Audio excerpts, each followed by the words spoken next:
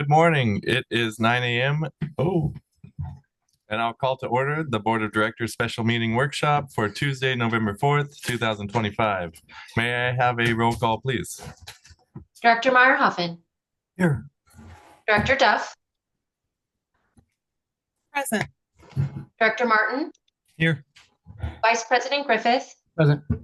And President Sewell. Here. Thank you. We have quorum. Thank you. And seeing that all directors are present, we can skip item 3. Item 4, public input. This is the opportunity for members of the public to address the board on matters within the board's jurisdiction. Please limit comments to 3 minutes or less. State law prohibits the board from discussing or taking action on any item not listed on the agenda. Do we have any members of the public wishing to address the board today? President Sewell, I didn't have a chance and 2 people jumped online as the meeting started. So if you are here to make public comment, please unmute your phone.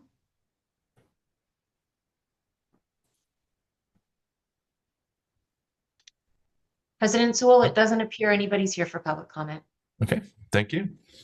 Moving on to action items. We do have one action item today for the workshop, and that's item 5, contract amendment for Z&K Consultants Incorporated for construction management and inspection services for energy conservation and efficiency plan, our solar project. General Manager. Thank you, President Sewell, members of the board. I'll ask our engineering manager, Eric Weck, to give this presentation. Eric.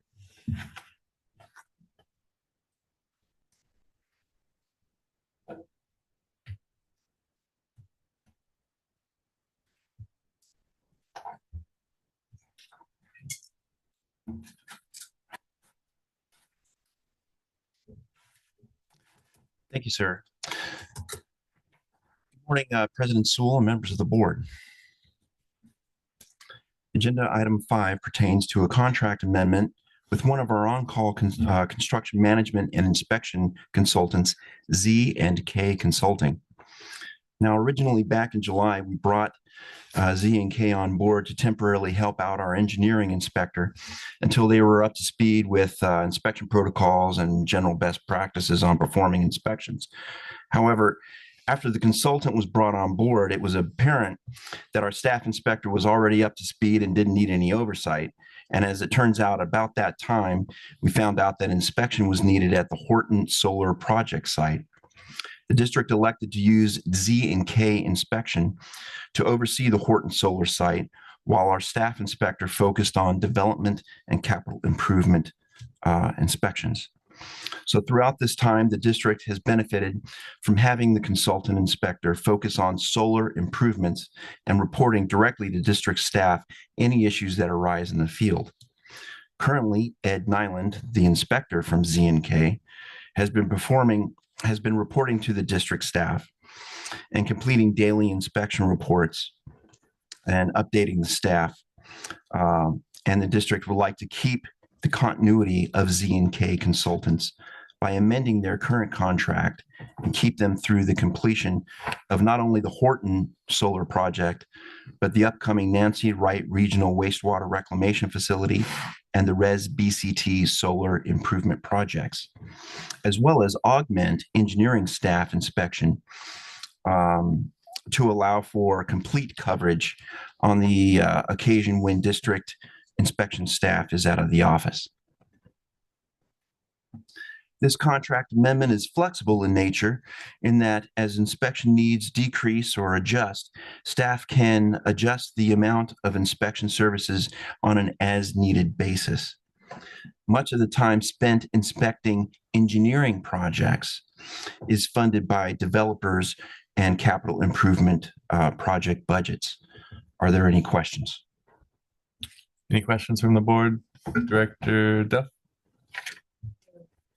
When you say inspection, is this general inspection? Is this Director Duff, can you use your mic, please? I'm sorry, I thought I had pressed it. It didn't depress. I apologize. To go back, do you no, that wasn't how I started my question. What are they inspecting specifically? Is it the electricity? Is it the entire construction site? What part are they responsible for? The entire construction site from beginning to end, And specifically on the Horton site, they were brought on board right when they were preparing the site, doing the trenching, and they're ensuring that what is constructed, it matches what's on the plans and what our expectations are. Perfect. Are they also doing the SWIP? The stormwater portion of the inspections for the construction sites? I believe there was at Horton, there was an issue with some slopes, and they were on top of that as well. Okay, I would like you to relay to them for me that being that we are a groundwater steward, that we expect them to make sure that the construction site exceeds the requirements for protecting our aquifer, and that we're setting the example for all construction sites in the city. So, And that's all I ask you to relay. so on the Horton facility and the Nancy Wright facility, those are graded in such a way that there is no off-site drainage. The stormwater is rerouted around those because if any stormwater was to get on that site and go through that site, then it could potentially be, it could pick up some of the wastewater flow that goes through there. So those two particular sites are already encapsulated and there's no stormwater drainage there. But on the, It's not just the stormwater, though. It's making sure there's drip pans underneath equipment that's parked, making sure that they have proper storage of equipment and things are not directly on the ground. I'm just, in general, just asking that we make sure that that is Okay. also up to speed. Thank you. Vice President? So at the bottom of this first page here, fiscal impact and strategic plan implementation. There's a statement here, the remaining contract amendment amount of $45,620 is for the engineering department to supplement inspection needs for various development and district capital projects. Could you expand on that? Whose engineering department? Ours? Yes, sir. That's the engineering department. We have currently we have Alex as our construction inspector, and he inspects development projects like, say, for the city of Desert Hot Springs or Skyborn, as well as our capital improvement projects like Well 22 and things like that. And so occasionally he takes vacations or on 980 days. He's out of the office, things like that. So we would utilize Z and K to backfill. It just says, I was like, is that 45,000 going to us? Because that's our engineering or what? Okay, I got it. Thank you. Director Martin? No, Director Meyerhoffen? it's just for clarification. This inspector is like a building inspector on a construction job, correct? Looks to see that everything's being done correctly and that, what type of inspector is he exactly? Sir, I've actually worked with this inspector. His name is Ed Nyland, and he worked for me on on several construction projects when I was working for the city of Indio. He's a top-notch public works inspector, so he's got a lot of experience in public works construction as well as roadways. I believe he has some pipeline projects under his belt. So he comes with a wide level of experience. And so he has experience in public works as well as some solar projects under his belt. I think you and I, some of us understand that, but in layman's terms, comes in and he inspects what's going on, much like a building inspector would do for the city. Comes in, looks at the building project and makes sure that everything is going according to how it should be done, correct? Correct. And he reviews the plans and if there's, say, for instance, if there's an issue with driving in the piles at the Horton site, he stops or he reviews what the situation is, reports back to us, and then there's some communication between us, the contractor, and I believe it's what is it? Kenwood Energies is also involved. Okay. So he does like the plan check and. He's our eyes and ears on site. Okay, good. And we have to hire this individual because naturally if we need to have somebody to represent us to make sure that the project is being done correctly by the contractors, correct? Yes, sir. So this money is to protect the district and make sure everything is being done according to how it should be done. Yes, sir. Okay, I just wanted to make sure everybody understood why we were spending this money and what was actually being done with the money. My next question is did we plan for this amount of money to be spent for this type of thing in the beginning when we voted for the project? So when we were first talking about this project, I sort of assumed that this question would come up. So I asked Kenwood Energy to put together this slide. They will also be taking a budget amendment for their contract as well. To answer your question more specifically, we did not budget as much inspection or construction management oversight as we are spending on this particular project, only because this project is to be owned by Staten Energy, and we were simply to take it over in 25 years. The issue that we were having is when they first came on site and they started laying out some of the panels and some of the areas that they were looking at, they were starting to cut into some of our slopes. Then they had issues with the pile driving and things like that with some of the boulders they encountered. So to protect ourselves, because we do look at this as a long-term investment, we did want to have an inspector there to make sure that we were looking at it correctly. Now to specifically answer your question, I think your next question is going to be, this was supposed to be a free project, or there was supposed to be savings, and it's supposed to be a net savings. The graph you see in front of you right now shows several different things. At the very bottom, you see the years 1 through 25. You see the cash savings, which is from 5 million to 30 million. You'll see several different lines. You'll see the Horton, you'll see the Nancy Wright facility, which sort of are on top of each other. They're the smallest two of the three projects. If you recall, we were supposed to have 6 NIM 2.0, but we converted it a little bit differently. And that's why we prepared this slide, because what you'll see here is when we were talking about the savings being somewhere around $20 million, the savings over a 25-year period is just less than 24 million. So the red line you see at the very the very left of this graph is basically $1 million. So if we were to spend $1 million on getting this improvement installed to our standard, we would get a rate of return of about 3.5 years, and everything after that would be a true savings to the district. So we are spending a little bit more money than we anticipated, but our rate of return is still within the first 3.5 years. So hopefully that addresses your question, and hopefully even the next question that you've asked in previous meetings. Kenwood Energy will show this slide during our study session in next week, or 2 weeks. And at that particular time, he'll go through everything, but you'll see the published rates on the right here of the increases and stuff like that. So he'll be able to lay out everything that goes into this slide, but I thought this question may come up. So I at least got this particular slide from him to talk through it. Well, you're getting to know me maybe a little too well there. I don't know.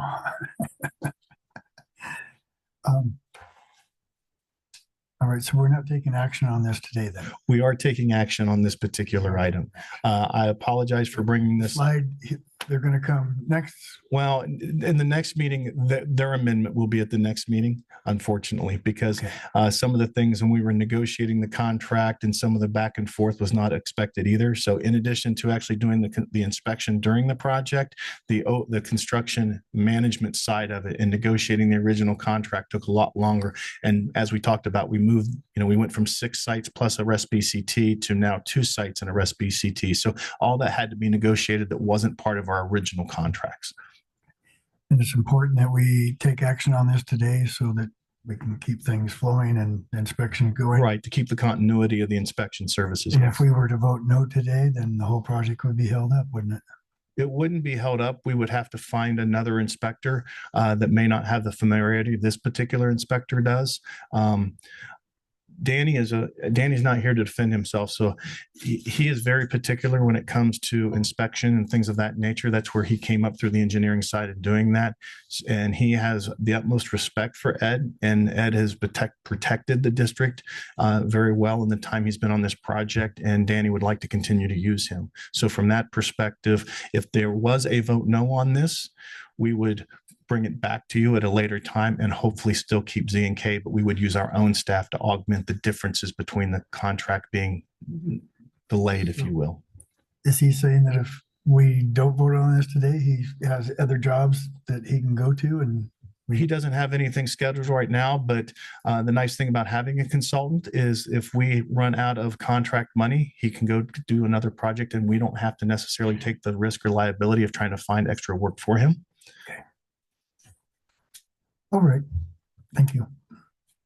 And I think you pretty much answered my question, was just going to be, isn't our solar provider required to produce? So these inspections are more to protect our sites and It is. And then, well, as I mentioned, when they started cutting into some of our slopes and things of that nature, we were hoping that it would just be spot inspection. That's one of the other reason why this contract came in. We first looked at it less than $100,000 because it was just going to be spot inspection, a couple hours here, a couple hours there. But once they got started and they started running into more problems than we anticipated, we went to a full-time inspection. Okay. Anything further from the board? No? Nope. Do we have a motion on the item? I'll make a motion to accept the contract amendment for Z&K Consultants, Inc. I'll second it. We have a motion and a second. May I have a roll call vote, please? Director Meyerhoffen, Yes. Director Duff, Aye. Director Martin, Yes. Vice President Griffith. Aye. And President Sewell. Yes. Thank you. Motion passes. Thank you. Our discussion items today, we have item 6, administrative building update and bidding construction schedule. General Manager. Thank you, President Sewell, members of the board. I'll ask our architect consultant, Alvin, I believe, is on the call to go over this discussion item. Alvin?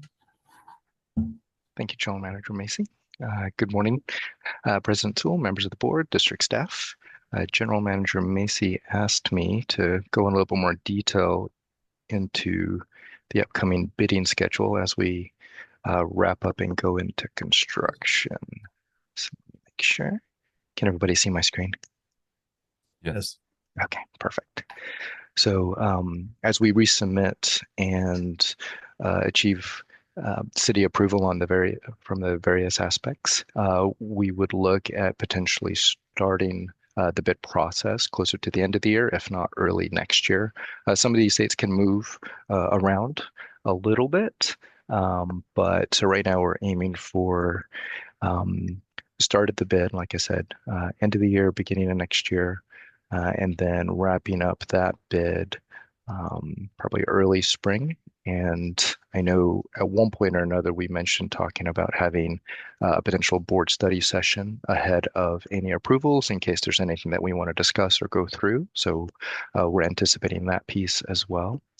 And then from there, we did also outline a potential construction schedule. Once a contractor's on board, they'll be able to develop this a little bit further. But we've adjusted this and moved it based on our new anticipated approval timeline, and everything is looking still pretty good. I think there's always concerns going into the winter seasons and/or potential rainy seasons and being in the ground. But this gets us out of that and into the building itself around that time. So that schedule is looking pretty tight. And then eventual project closeout and district move in the summer of 2027. So any questions or comments on this at the moment? Questions or comments, Director Martin? Nope. Director Meyerhoff? I appreciate you getting some kind of schedule so we understand how long it'll be before we start construction and the approximate time it'll be completed. You're gonna go out start getting bids when? Do we have a date for that? Right now, we're anticipating the bid opening maybe sometime in March, early March right now. So, and again, a lot of these can move around a little bit depending on how things are working out, but we also have other avenues that we can explore to hit these dates, or if we need to adjust these dates as well. So right now, this is just assuming city approval, and then basically as quickly as we can get into that bid process, but we can always kind of massage this as needed. So, but yeah, the hope is sometime in spring to have bids in, have it board awarded by then, and start construction spring of next year. So at the earliest. Yeah, and then I'll have a question from General Manager Macy when we're done here. Let me ask you now. Sure. Okay. How much money do we have in the budget right now to start with this bidding process in March? So that's a very good question. And from that perspective, when we were doing our long-range financial plan and our rate study, we did include basically this in the budget for both water and wastewater, total budget cost of $40 million. So from that perspective, the rate study was based on a 50% split of cash and 50% of bonds. Right now we're in the process of evaluating a financial planner to help us to basically confirm that that's the best use of our money based on where we are from a financial perspective and the economy perspective. Skylar's here, who's working from the finance perspective and helping evaluate those RFPs that we received last week. The plan is to bring a selected consultant to start looking at our long-range financial plan and then decide if our assumptions in that long-range financial plan were appropriate, knowing where the economy is going and where possibly a reduction in the federal funds rate from the Fed. From that perspective, you see some of these key dates when we're going to be talking about award will be April. By then, we'll have that financial planner to be able to say that we'll have the adequate funding at the back end and what that will look at, whether it will be a bond issuance or cash or something like that. We'll have that information for you. That way you can make that the construction decision knowing that all the funding is in hand. So that's one of the reasons why I had Alvin give this presentation, is so the question would come up, where's the funding? By the time we get to April, we'll be able to have that information. From that perspective, once we get the financial plan, then if we do want to go out and do a bond issuance and things of that nature, then that can happen after the April, only because we have plenty of resources and cash reserves to handle the construction basically up into the midpoint of the construction process. Now, again, the financial planner may tell us that we don't want to use that much cash and we want to hold on to that with the economic environment, but that's something that we'll look to that particular expert to answer that question. Okay. So we still have another, well, March is about five months from now. So Correct. 5 months to get that part all put together. Yeah. Okay, thank you. Director Duff. Thank you, Alvin, for your presentation, and thank you for that information, General Manager Macy. Alvin, are you able to give us some information on what the back and forth with the city is about? Right now, I think there's two aspects, the on-site and the off-site. So when I mentioned different avenues, what we're hoping, and we've had this discussion with the city at one point, is that maybe the off-sites have to take a little bit longer, but we can go ahead and work on getting approval on the on-sites, which we're really close with on that. So I think that was probably one of the major discussions that pushed us out a little bit more, mostly because we were doing our best to make sure we align and got approval for both, simultaneously. But Can you elaborate on off-site, on-site? The off-site is basically everything outside of, we'll just say, the fence line of the new facility. So sidewalks, streets, and then across the street too, as the city's made the request for some upgrades along that for developing that road. Across the street? Basically, it could be midpoint to the street, and or it depends. There's different, I guess. Historically, they've always gone to the double yellow in the middle or the center of the road and required the owner of the other side of the property, which I believe is potentially a builder or the school. The school, correct. So I want to make sure that that is happening from the school. And that's part of the discussion too. That. Correct. Is that there are more or less 3 different entities that have to align. So I think that's where a lot of the discussion is going. So correct. Now the impetus isn't all going to be pushed onto Mission Springs Water District. Did you say the emphasis is being pushed on? not the impetus of the whole Oh, okay. upgrade. I Yeah, didn't hear sorry. you No, correctly. no worries. Sorry, I Like, apologize. what? Yeah, no. Not everything is going on to Mission Springs. And I think, again, that's where a lot of discussions going through on how and what pieces are moving around. Because as you mentioned, historically, we only do half-width improvements. But because there are different entities and it does span basically all the way to Palm, there's just, I think the city just wants to make sure everything's being handled and then how it's getting handled. So there's an agreement and other things that is in development. And again, and that is just the offsite piece. So as long as if that needs to take a little bit longer because of the different entities, then that can, and we can go ahead and start. So the schedule that I'm illustrating right now, if we needed to pause on the offsite, we could focus on just the on-site, and that would be the schedule. So I think that's part of that potential avenue that we could take just to start construction. So. Okay, I'm just very concerned about the offsite portion Mhm. of their requests. And I Understood. really want the board to be kept very involved and put into I would like to be informed as to Understood. what they're requesting before any agreements are entered into. Thank you. Vice President? Yeah. And just to kind of elaborate on that, do those other two entities, is there a potential for the project to get held up if they're not cooperating with what the city's requiring? I think it would still just be additional negotiation because it is very difficult to put all of that impetus onto a single entity. I think, again, as I was mentioning, the city does just want there to be consensus among them, but I think there are ways that as a water district, especially, that they can have that, or the water district and the city can come to agreement between themselves. And then maybe the other entities have to work out the agreement with the city independently. Again, I think the hope is that we can all come to agreement all together now. But I think there are other avenues that can be explored to get through that. Go ahead. Brian, are you involved in any of those talks? So right now what Alvin is making reference to is the landscaping across the street is one of the offsite improvements. The other major offsite improvement is a large water main that goes down Park Lane.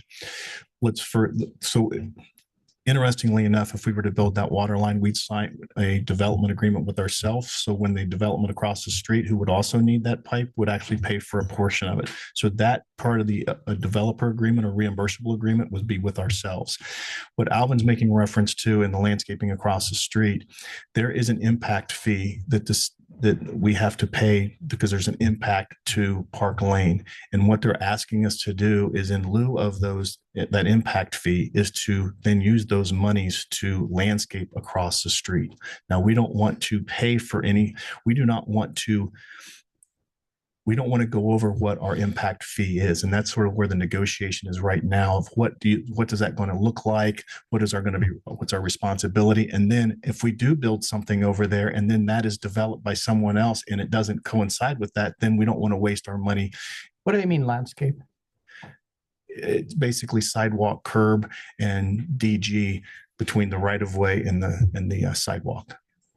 How much is the impact fee? I don't have that number off the top of my head. I apologize. I will get back and I'll report that to the board. I say to pay impact fee and screw 'em. It looked like he just brought it up. Was that the agreement that we're working on right now, Alvin? And are you working with planning or are you working with city manager?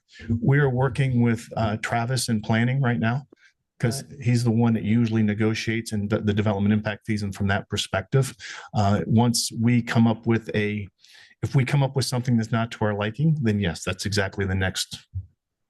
Because any agreement that we make will ultimately have to go to council and it will also have to come to this board as well. So we're still going through that process. Okay, I just think, I don't want that to drag on forever. I mean, I want to get moving on this. So I think sometimes, let's just put it this way. If I'm on the phone with customer service and I'm not happy, I just escalate. Okay. Happy to help you meet if you want.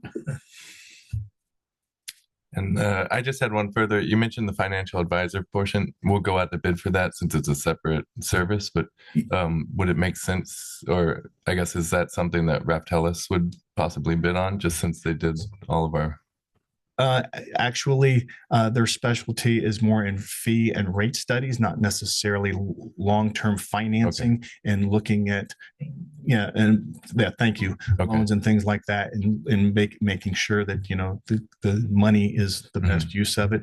So there are some others that have been out there.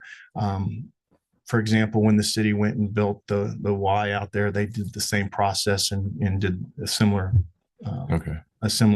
issuance of a proposal, and then got buy-in from that and moved it forward. So it's the typical thing that we do when we want to go out and borrow potentially $25 to $30 million. We just want to make sure that we're making the right decisions. Great.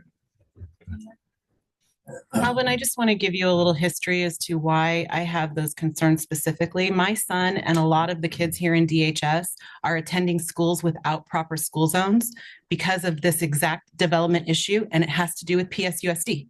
Got it. So I am not okay covering their costs that they refuse to cover. I'm not okay with covering things the city hasn't been able to do that they should have done. So I just want to make sure that that is understood as far as you understanding where I came from in those comments, and that this is something that historically is a problem in our city. It's not just this street. It's not just this project. And I'm not going to be their experimental fix, I guess is how I want to put it. Thank you. Understood. Thank you. Anything? Go ahead, Russ. Yeah, if you've already covered this, I apologize, but what exactly is a punch walk? Punch walk is at closer to the end of the project when the contractor has let everyone know that he's at what he considers substantial completion, basically right when the building is ready to occupy.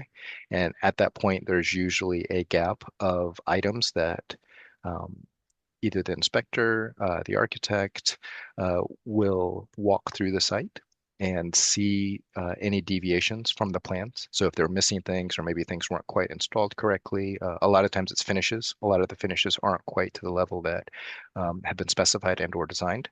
And then we'll just make note of it and give them a list of those items. And then as they move from substantial completion to final completion, those are the items that we're going to check off. And then with that, then we'll be able to basically, close out the project in its entirety. Okay, thank you. Okay. Anything further? Thank you, Alvin. Yeah, thank you. Item 7 is Article 7, Fats, Oils, and Grease Program Updates. General Manager. Thank you, President Sewell, members of the board.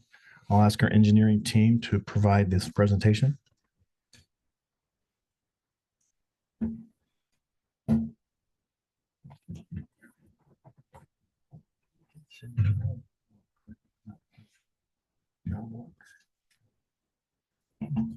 Thank you, General Manager Macy. This is a weird. Thank you, General Manager Macy.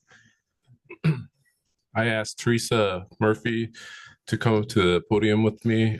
She is the program manager. She's going to be assisting with any questions you might have. Let's begin. President, members of the board, staff is proposing to reinforce our commitment to regulatory compliance by updating and strengthening the ordinance in Article 7, grease and sand interceptors. Before we dive into the proposed changes, I'd like to provide a brief overview of the FOG program. So FOG stands for Fats, Oils, and Grease. The program applies to any public or private facility that discharges wastewater containing fats, oils, grease, sand, or lint when pretreatment is deemed by the district. So this means that the district requires facility users to install interceptors or grease traps when their establishment is discharging FOG into our sewer line. An example of an interceptor is shown on the right-hand side of the slide. If you look at the right side of the exhibit, the FOG travels through the inlet and it drops into the interceptor. And it floats to the top of the layer of the wastewater, and any food solids drop to the bottom. So when the FOG layer and food solids are 25% greater than the depth of the tank, and it will need to be required to get pumped out by the facility user. The purpose of this is to protect our sewer system from blockages or clogs. So we won't have any backups on our system or nearby customers Right now. that are upstream. It also promotes environmental stewardship. So it makes facility users responsible, and it fosters regulatory compliance. Who it applies to: food services establishments such as restaurants, market, bakeries, automotive facilities and car washes, commercial laundries, hotels, and similar establishments. Basically anything that's non-residential.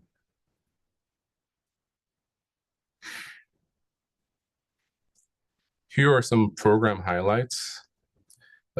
We ensure proper installation of the interceptor. So the district reviews the plans of the interceptor during plan check. We also review material submittal, and the district inspector inspects the construction side of it, so the installation of the interceptor. We also ensure proper maintenance by routine inspections and pumping and reporting requirements. So the district, we do the inspections to verify that the fog isn't 25% of the depth of the tank. The facility user, they do the pumping, and they provide us the hauling tickets. And we do the reporting and the reporting requirements and management. So the last highlight is enforcement and penalties for non-compliance. So we go through our enforcement process, such as notice of violation and cease and desist for non-compliant users. So for the example of our collection teams goes out there to verify that the fog isn't 25% greater. If it is, then we issue a notice of violation at the field. So overview of the updates. So revised terminology for clarity and consistency. We revised the language throughout the ordinance to improve readability and comprehension. It's more digestible to read. We added lint. So lint was already part of the program enforcement. However, we formally added to the ordinance language for transparency. Define notification stages and penalties. We've outlined the process for notification related to annual fees and application renewals. And we refined language in the section 7.20 enforcement section. It's important to note that FOG has its own enforcement regulations compared to the pre-treatment industrial waste, due to FOG being a less impact, low risk compared to the industrial waste, which is why we kept the violations at $1,000 per day. So in that example, for industrial waste, their contaminants flows into the system and it goes straight to the facility where it impacts our facility. For FOG, if there's buildup that starts to begin in the interceptor, the facility users facility will be impacted first. So they would be impacted first. So that's why we kept that as $1,000 per day. Another update is to expand waiver and variance process. So facilities with waiver status are now required to apply for a permit under the waiver status and undergo annual inspections. So previously, establishments meeting waiver eligibility were granted a waiver. Under the revised process, establishments are now required to submit an application in order to obtain a waiver permit. In addition, annual inspections will be conducted to verify continued compliance with waiver qualifications. So for an example of that is if an establishment is deemed as waived a waiver permit and they decide to revamp their menu and add any cooking that takes place on site, then our annual inspections, if they forget to convey that information to the district, our annual inspections will catch that. Benefits of the update: improve system readability and reduce potential for sewer blockages. It strengthens our regulatory compliance and accountability.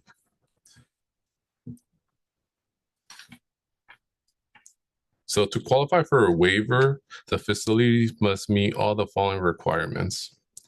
They must remove any food grinders within 180 days of notice.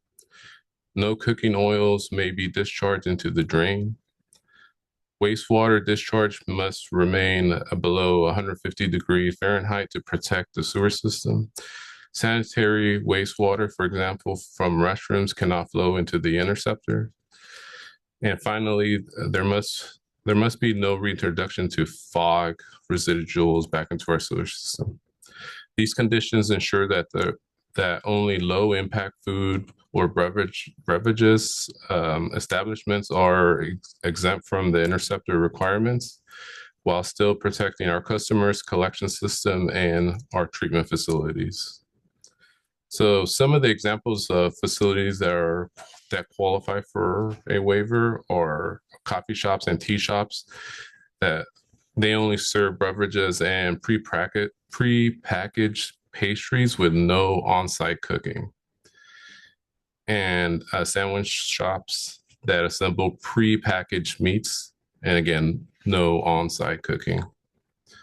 These examples illustrate the intent of the waiver to accommodate the low-risk operations that don't contribute fats, oils, and grease and solids into our sewer system. So the next steps. The next steps is we published a public hearing. Can I interrupt for the first step? I have two questions, if that's okay.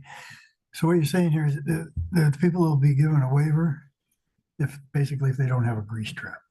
They don't have a grease trap, they'll be given a waiver.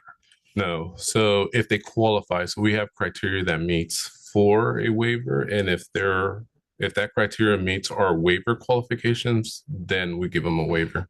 Right, but from what I looked at, that's okay, we can move on there. Sandwich shop wouldn't have a grease trap. So that's fine.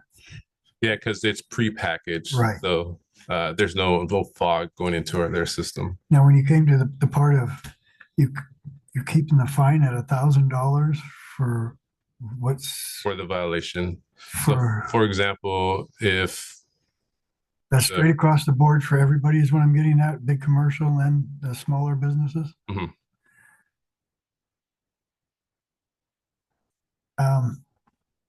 This, I guess we'll miss up for a discussion later, right? Okay. Please continue. Thank you. Yeah, no problem. So our next steps, we published a public hearing notice in the Desert Sun on October 31st, 2025, and the second one will go out November 7th, 2025. We will prepare a staff report, removing the original Article 7, replacing it with the new Article 7. We'll host a public hearing on the November 17th meeting, and we will request the board to adopt the revised ordinance at the November 17th meeting. We are now open for questions. Okay, great. Director Martin? Director Myra? It seems as if though a big industrial building making hundreds of thousands a year and dumping a whole lot, and I shouldn't say dumping, putting more of their waste into our system than what a small business owner would do. That nailing I don't know if we can separate the fine and make it less for the small business owner, or if by law we have to keep it the same. As a small business owner at $1,000 a day puts a guy out of business before the month's over. Or into compliance. Or into compliance, but that's true. But we don't want to put them out of business. And We do if they're poisoning our water. So we don't want to do it overnight. No, we want to give them the opportunity, which is why they get notifications and time without fine to meet that, right? yeah, so to answer that, so the fine is not less than $1,000 per day. I understand your concern with a smaller like mom and pop shop. So it's not less than $1,000 per day, but for a facility that could be discharging more harmful waste, we also go back to our enforcement portion of Article 11, which Pretreatment. Yeah, it goes with the pretreatment program also, so the fines could be greater. We do work quite a bit with these smaller facilities to come into compliance before we start fining them. And it depends on the compliance issue also. So if they're non-compliant for maybe reporting or submitting an application, we work a little bit more diligently with them on that, not just immediately fining them $1,000 per day per violation. So when you first notify the small business owner and you work with them, how many days are they being given to come into compliance? So there's a number of compliant issues that come into play. If we're talking about paying their annual fee or submitting their annual maintenance reports, majority of the time they've already been notified for 70 days. Because they get the initial notice, they get the past due notice, they get the notice of delinquency, then we move into a cease and desist. So they've already had at least 70 days to come into compliance. Now, if it's a violation for grease limits, so if they're 25% or greater in their interceptor and our collections team has been out there and issued them a notice of violation, they have 7 days to come into compliance. I'm sorry, my hearing's not so good today. 7 days, not 70 days. Yes, 7 days. So after 7 days, you can start fining them $1,000.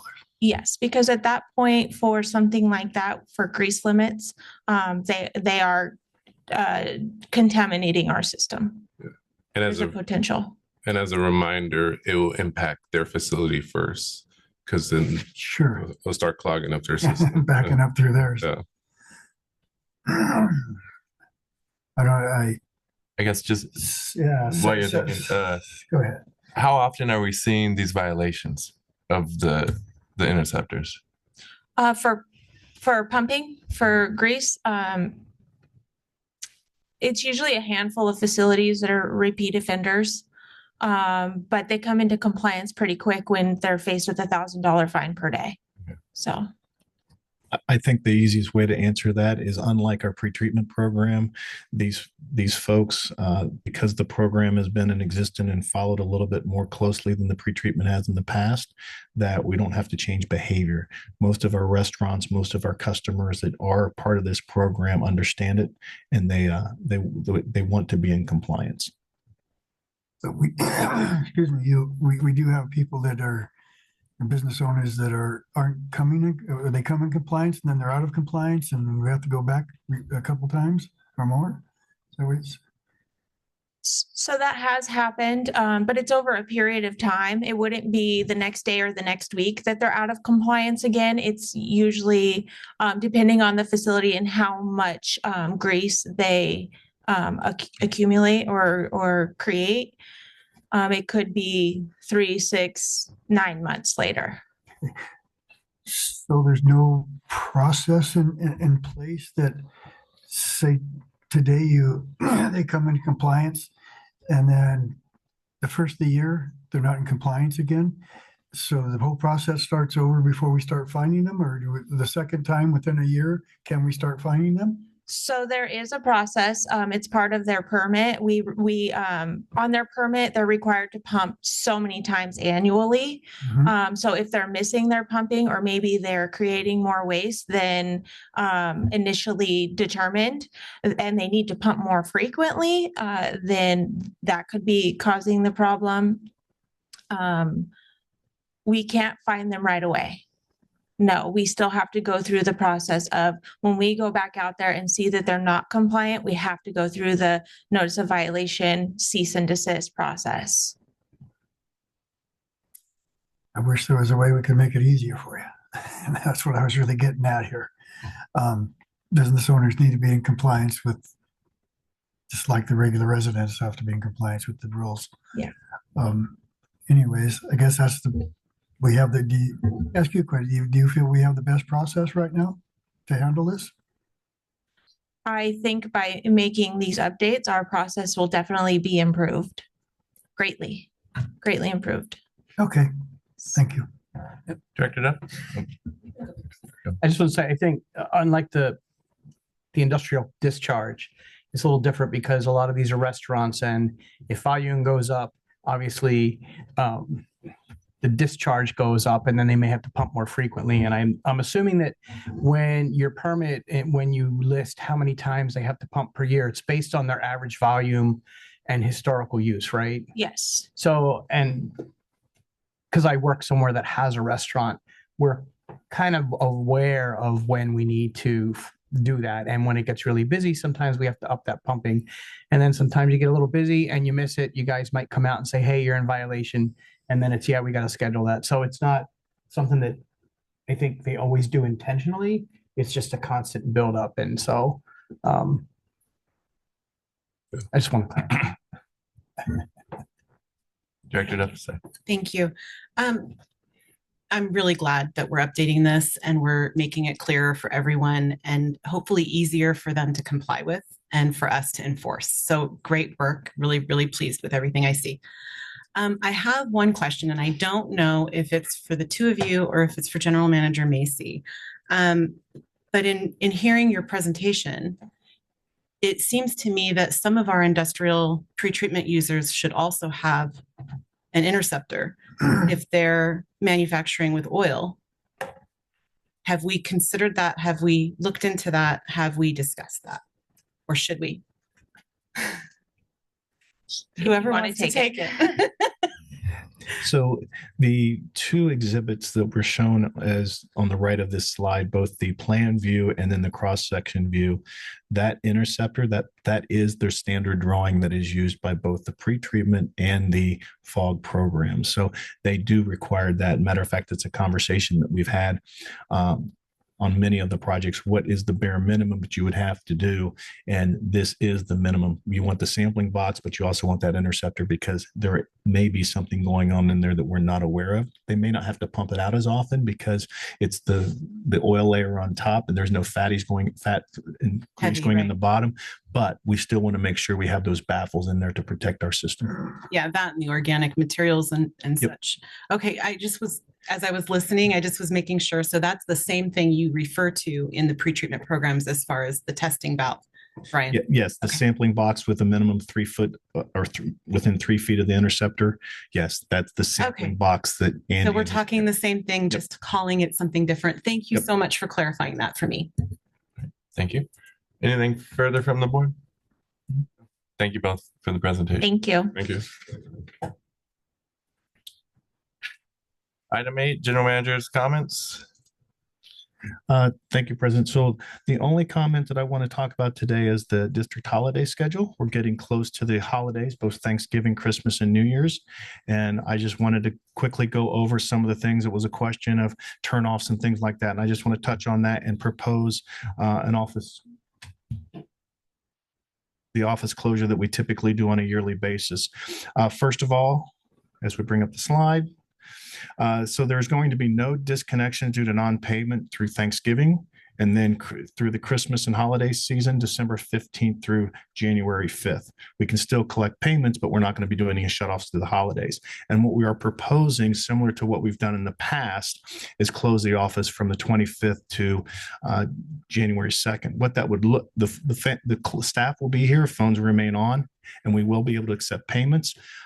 We also will make sure to clean out the drop box or any way that payments get made. We will do that. Can you go to the next slide just to show what this looks like as far as the December that we have? We have the Aqua Conference in the first week, women's club event on that Saturday. Then we have our study session, then the DHS parade, then the board meeting, and then the following week is Christmas. So what you see in green is where we would not be having any turn-ons, or excuse me, no shutoffs for non-payment. And then what in purple would be a proposed office closure. Again, staff would be here, but the office would remain closed for basically through the 25th and reopen on January 5th. This is similar to what the city's done in the past and what we have done here, just because we don't have a lot of activity coming in. So from that perspective, with the board's concurrence, this would be okay. No workshop. No workshop this month, only because we're going to have the Aqua Conference the preceding week and we go right in the study session. So we were thinking of also not having a workshop in December, if that's okay with the board. So really, that's all I wanted to present. And hopefully, if the board has any questions about our office closure, be more than willing to answer those questions. Questions, comments? I have a comment. I think that it speaks volumes about how MSWD treats their customers by not turning off their water for no payment during the holiday season. I think it's very important to families who are less fortunate to have enough money to even buy a turkey, let alone have their water turned off. And I just want to say I really appreciate that, and it touches my heart to know that we're doing that for our customers. Thank you. Thank you, Ted. All right, thank you. Thank you. Item 9, director comments and requests for future agenda items. Director Martin, No comments. Director Meyerhoff. Another opportunity to make a comment today. All right. So I was talking to our administrative assistant, Dory Pete. Is that still her title, or did she get a new title? Still her title? It's still our All time. right, Yeah. good. And I was asking about that little snowman with all the snowflakes that's in the hallway. And apparently those are, I don't know, General Manager Macy, could you explain it more? The bottom line for me is I'm going to give them 35. If the board has no objection, the board has never really donated to this cause before. So I'm going to donate to it. And if the board would like to donate, I think it's a good cause. Just get your wallet. Don't worry about it. Just get your wallets out. Thank you, Director Meyerhoffen, for noticing. So we have several ways as we go into the holidays, and I'll present this again during the study session during the public affairs update, but we have several ways that we are encouraging our employees to give back to the community throughout the holidays. And one of those things are the snowflakes that you saw on the wall. That's through Riverside County. They put together a list of children in need, basically for the holidays. And then there's snowflakes, and you get to adopt a child, and it has suggestions of what those children are asking for. And so during our potluck last week, we had 60 snowflakes. Last year we did 60 snowflakes, and this year we started with an additional 60 snowflakes. We gave out all 60 last week during our potluck, and so we got an additional 20 this week. And employees basically grab a snowflake, 2, even 3 or more, and then they'll bring those presents in, and then we'll coordinate with Riverside County. They'll come and pick them up and then donate it to the children. And I'll go into more detail, but some of the asks really do break your heart. I'll say for my own personal sake, I've got young kids at home, and they're asking for Xboxes and video games and all these crazy things. And these children are asking for a black sweatshirt or shoes. And so it really is, that's one of the ways we're giving back. We're also doing a Thanksgiving food drive for Food Now. We are also doing a blood drive, and I'm missing one, but there are 4 things that we are going to be doing. And I will make sure I bring that to you as part of my public affairs update, and we'll encourage and ask the board to participate as well if they would like. All going to go broke with all this. I was just one of the one. So anyhow, I'm going to be donating to the cause. Great. Thank you. Director Duff, questions, comments, requests for future agenda items? No, not today. Thank you very much. Vice President? And I'll just say thank you to staff for all your hard work. And with that, meeting is adjourned.